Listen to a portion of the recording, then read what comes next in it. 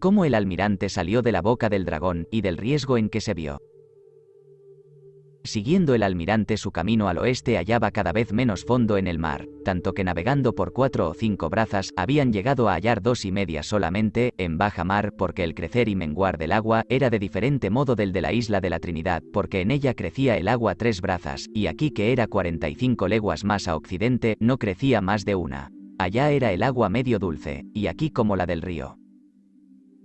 Viendo el almirante esta diferencia y el poco fondo que los navíos hallaban, no se atrevió a pasar adelante con el suyo, el cual requería 3 brazas de agua, y era de 100 toneladas, y así surgió en aquella costa, que era segurísima por ser puerto en forma de herradura, rodeado por todas partes de aquella tierra, y envió una carabelilla que llamaba el Correo, a saber si por entre aquellas islas había paso a occidente, la cual habiendo navegado poco, volvió al día siguiente, 11 de agosto, diciendo que al fin occidental de aquel mar había una boca de 2 leguas, de mediodía al norte, y dentro un golfo redondo con otros 4 golfillos, cada uno a su lado, y que de cada uno de ellos salía un río cuya agua hacía dulce casi a toda la de aquel mar y que aún la de allá dentro era más dulce que la del sitio donde se hallaba el almirante. Añadiendo que aquellas tierras que mostraban ser islas eran verdaderamente una misma tierra continente, y que en todas partes habían hallado 4 o 5 brazas de fondo y tanta hierba de la del golfo que apenas habían podido pasar por ella. Con que estando el almirante muy cierto de no poder salir por la vía de occidente, volvió el mismo día hacia oriente, con ánimo de salir por el estrecho que se le había mostrado entre la tierra de Gracia que llaman Paria los indios y la Trinidad, el cual estrecho al levante está a la punta de la Trinidad, que él llamó Cabo Boto, que quiere decir no perfecto, y al poniente a la punta de la isla de Gracia que llamó Punta de la Lapa, y en medio están 4 isletas.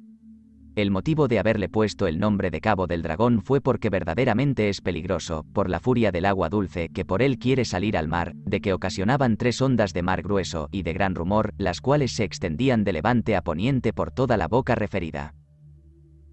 Y porque al tiempo que salió por ella le faltó viento, se halló en grandísimo peligro de que las corrientes diesen con él en las rocas o en la arena donde pereciese, tuvo razón en llamarle con nombre correspondiente a la otra boca, en la cual no se vio en menor peligro, como hemos dicho. Pero quiso nuestro Señor que de aquí donde tenía más miedo, le viniese el remedio, y que la misma corriente le saquéis salvo, por la cual sin otra tardanza, lunes a 13 de agosto, empezó a navegar hacia occidente por la costa del norte de la misma Paria, para atravesar después a la Española, dando muchas gracias a Dios que le libraba de tantos trabajos y riesgos, mostrándole siempre nuevas tierras llenas de gente doméstica y de gran riqueza, especialmente aquella que tenía por ciertísimo, que fuese tierra firme. Por la grandeza del golfo, de las perlas y de los ríos que saltan de él y del mar, el cual todo era de agua dulce. Y por autoridad de Esdras, que dice en el capítulo 8 del 4º libro que de 7 partes de la esfera está una sola cubierta de agua, y porque todos los indios de las islas de los caníbales le habían dicho que a la parte del mediodía había una grandísima tierra firme. ¿Cómo el almirante atravesó desde la tierra firme a la Española? Navegando el almirante al occidente de la costa de Paria, se iba cada instante alejando de esta, la vuelta del noroeste, porque las calmas y las corrientes le echaban hacia aquella parte. De manera que el miércoles a 15 de agosto dejó el cabo que llamó de las Conchas al mediodía y al poniente la Margarita, que es una isla a la cual puso este nombre, acaso inspirado de Dios, porque cerca de ella estaba la isla da Cubagua, de la cual se ha sacado innumerable cantidad de perlas. Por esto también en la Española, volviendo de Jamaica, puso nombre a algunos montes todos de oro, y después se halló en ellos la mayor cantidad y granos de oro que de aquella isla se ha traído a España. Volviendo a su viaje digo que siguió su camino por 6 islas, que llamó las Guardias y otras 3 que estaban más al norte y llamó los Testigos, y aunque todavía se descubría mucha tierra al poniente de la misma costa de Paria, dice el almirante que nunca podría dar la puntual cuenta que deseaba de tales particularidades, porque del continuo velar, tenía los ojos vueltos sangre y se veía precisado a anotar la mayor parte de sus cosas, por relación de los pilotos y marineros que andaban con él. Asimismo dice que aquella misma noche que fue jueves 16 de agosto, no habiendo hasta entonces noroesteado la aguja, noroestearon más de 1/4 y algunas veces medio viento, sin que pudiese haber en esto error, porque habían estado siempre muy vigilantes en anotarlo. Y con la admiración de ello y desconsuelo de que les faltase comodidad para seguir la costa de tierra firme, navegaron casi todo aquel viaje al noroeste, hasta que el lunes, a 20 de agosto, dio fondo el almirante entre la Beata y la Española y desde aquí envió con algunos indios cartas al prefecto su hermano, haciéndole saber su venida, y buen suceso aunque estaba maravillado de verse tan al poniente, pues aunque conocía más débiles las fuerzas de las corrientes, no pensó que fuese en tanto grado. Por lo cual, aunque no le faltaban las vituallas del todo, subió luego hacia oriente, la vía de Santo Domingo, en cuyo puerto o río entró a 30 de agosto, porque el prefecto había destinado a este sitio el de la ciudad hacia la parte de oriente del río, donde hoy está, y la llaman Santo Domingo, en memoria de su padre que se llamaba Domingo. De la rebelión y sublevaciones que halló el almirante en la Española, por la maldad de Roldán, a quien había dejado por juez general en ella.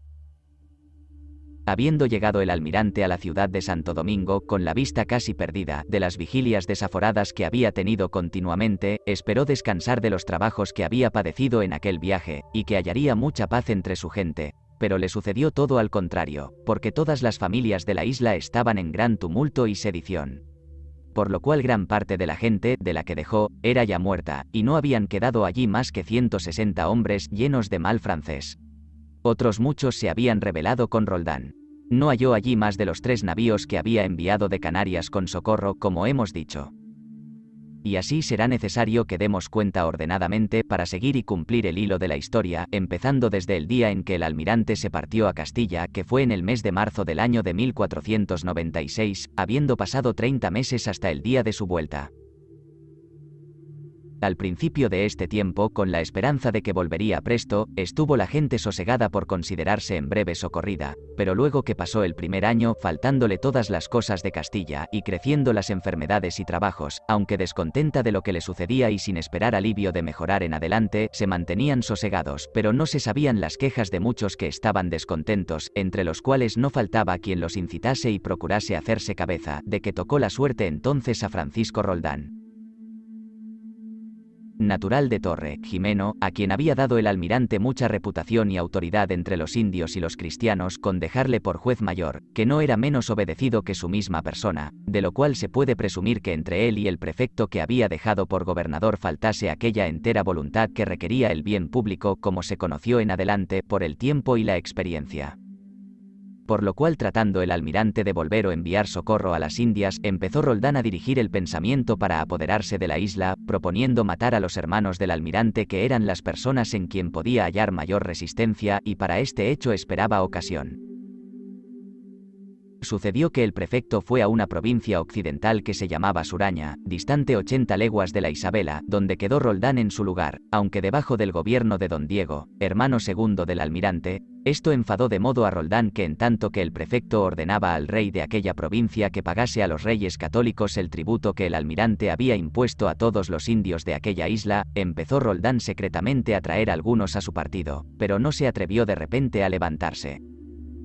ni sin inventar algún motivo, y así tomó por fundamento para abrir la puerta a su rebelión, una carabela que estaba en la Isabela que había mandado hacer el prefecto para enviarla a Castilla, y si fuese menester, la cual estaba en tierra por falta de jarcias y los aparejos necesarios para echarla al agua. Fingió y publicó Roldán que era otro el motivo, y que conviniesen todos en que se echeis al mar luego, para venir algunos de ellos a Castilla a dar cuenta de sus trabajos, y su color del bien común.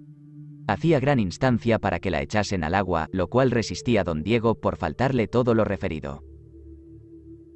De que resultó que Roldán empezó a tratar con más aliento y desvergüenza con algunos secretamente que echasen al agua la carabela, aunque no quisiera don Diego, diciendo a los que eran de su parte que si el prefecto y su hermano se desagradaban de esto, era porque querían mantenerse con el señorío de la tierra y tenerlos siempre sujetos, sin que hubiese allí navío para poder hacer saber a los reyes católicos su rebelión y tiranía, y puesto que sabían y era muy claro cuán cruel y terrible era el prefecto,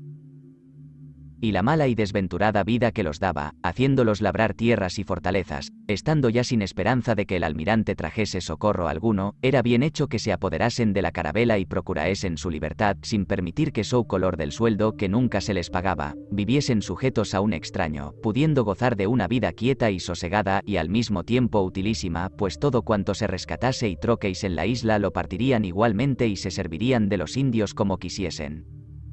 sin que los tirasen del freno como hasta entonces, pues no se les permitía tomar para mujer una india que les agradase. Y demás de este precepto les hacían guardar los 3 votos de religión, sin que les faltasen ayunos y disciplinas, con las cárceles y los castigos que por el menor exceso se les daban. Así, pues él tenía la vara de la autoridad del rey, se aseguraba de todo lo que pudiese suceder, sin que pudiese seguirles perjuicio alguno de todo lo referido, exhortábales a que hiciesen lo que les aconsejaba, pues no podían errar. Estas y otras semejantes palabras procedidas del aborrecimiento que tenía al prefecto y la esperanza de la utilidad, llevaron tantos a su devoción, que habiendo vuelto el prefecto un día desde Suraña a la Isabela, determinaron algunos darle de puñaladas, teniéndolo por tan fácil que habían prevenido un cordel para colgarle después de muerto. La causa de moverse a esta maldad fue el haber preso entonces a Barahona, gran amigo de los conjurados, y si Dios no hubiera inspirado el ánimo del prefecto para no proceder a la ejecución de la justicia, sin duda le hubiera muerto entonces.